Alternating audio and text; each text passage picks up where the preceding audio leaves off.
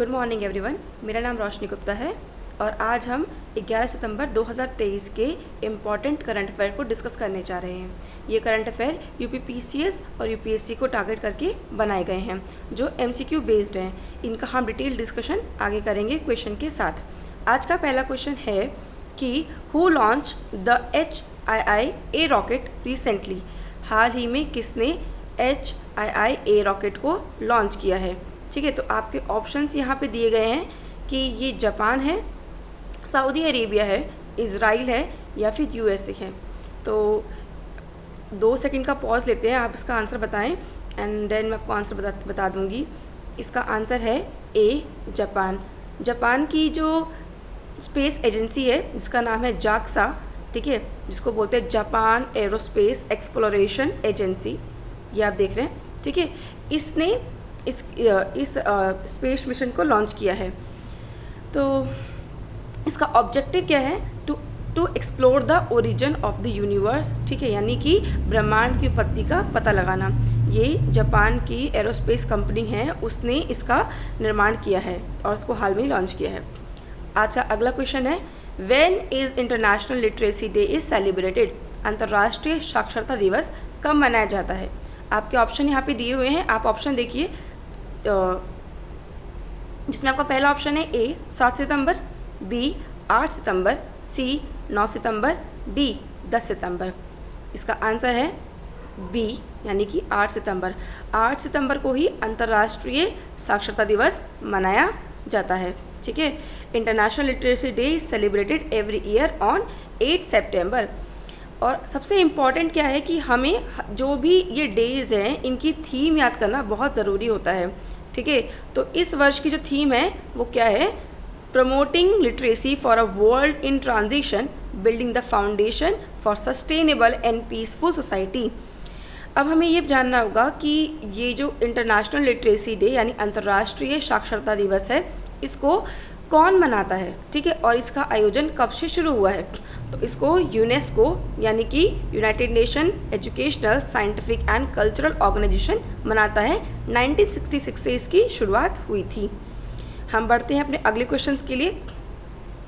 अच्छा, इसके पहले एक और चीज़ कि जो आपका ये इंटरनेशनल लिटरेसी डे है, ये SDG यानी सस्टेनेबल डेवलपमेंट गोल के किस गोल को कंप्लीट करता है? ठीक है, या किसको टारगेट करता है? तो ये है गोल नंबर 4, जिसको हम बोलते हैं SDG goal number 4, quality education को टारगेट करता है।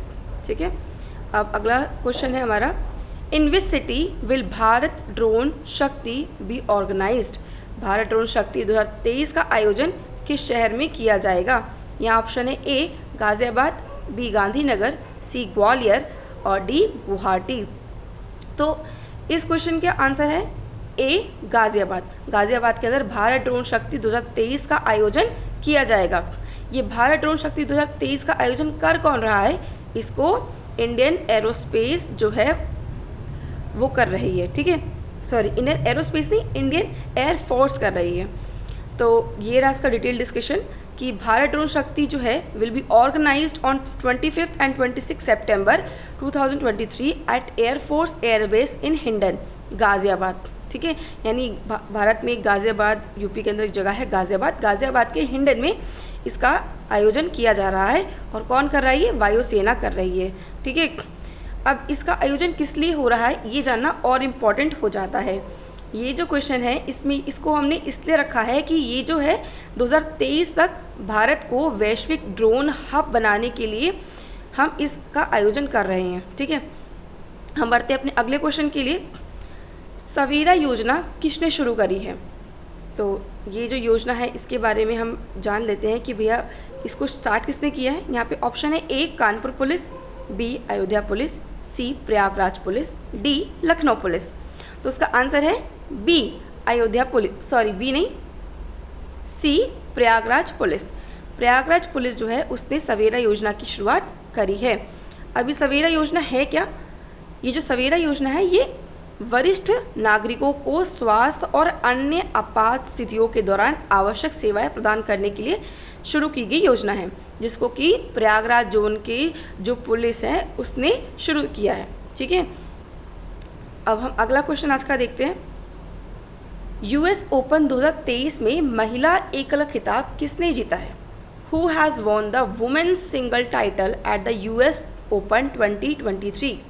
Options are Coco Gauff, Iga Swiatek, Karolina Muchova, Aryna Sabalenka.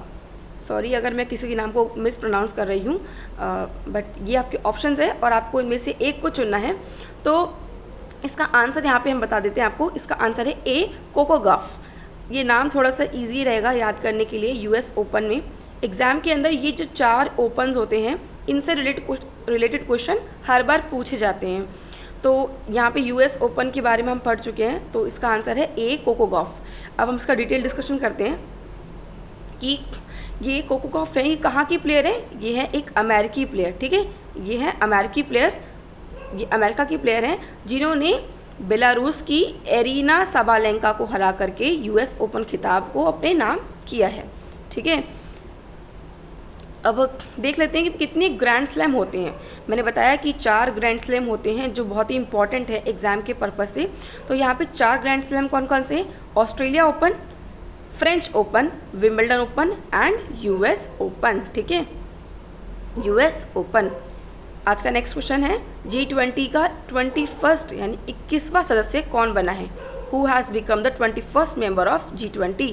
Options are UAE, B Kazakhstan, C Bangladesh और डी अफ्रीकन यूनियन। सॉरी यहाँ पे ये मिस टाइप हो गया है, यहाँ पे सी नहीं होगा, ये डी होगा, ठीक है। तो अब आप इसका आंसर बताएं। आप सभी अभी अपडेटेड होंगे कि भारत में G20 की बैठक हुई इस बार।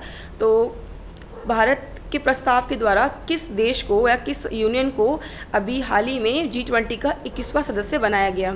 तो इसका आंसर है डी, ऑब्वियसली अफ्रीकन यूनियन, ठीक है। भारत के प्रधानमंत्री ने इनका प्रस्ताव रखा था कि अफ्रीकन यूनियन को हम क्या करें, G20 का 21वां सदस्य बना दें, ठीक है। तो जो G20 समिट के जो पहले सेशन में भारत ने अफ्रीकन यूनियन को G20 का परमानेंट मेंबर बनाने का प्रस्ताव रखा था।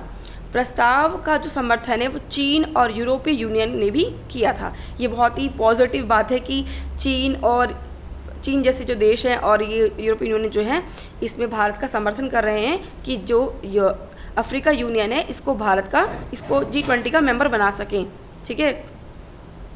अब हम अगले क्वेश्चन की तरफ बढ़ते हैं अपने, ठीक है। उसके पहले एक और चीज़ जान लेते हैं कि अफ्रीका यूनियन के जो हेड है वो है कौन? तो उनका नाम है अजाली आसोमानी, ठीक है। अजाली आसोमानी जो है वो G20 के मेंबर हैं, ठीक है, उसके हेड हैं।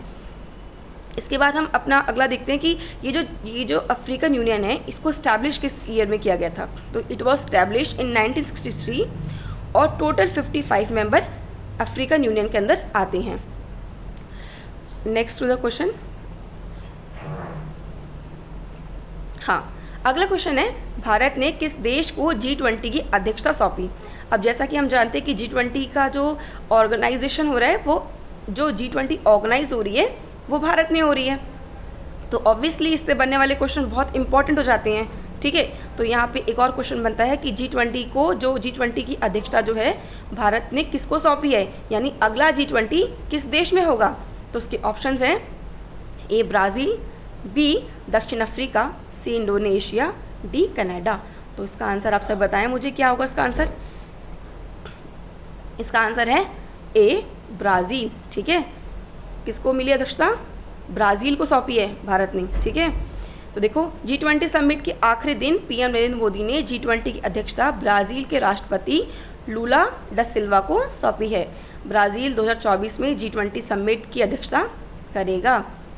देखो ये है लूला डा सिल्वा जिनको भारत ने अध्यक्षता सौंपी है किसकी? G20 की, यानी अगली बैठक जो होगी G20 की वो कहाँ होगी?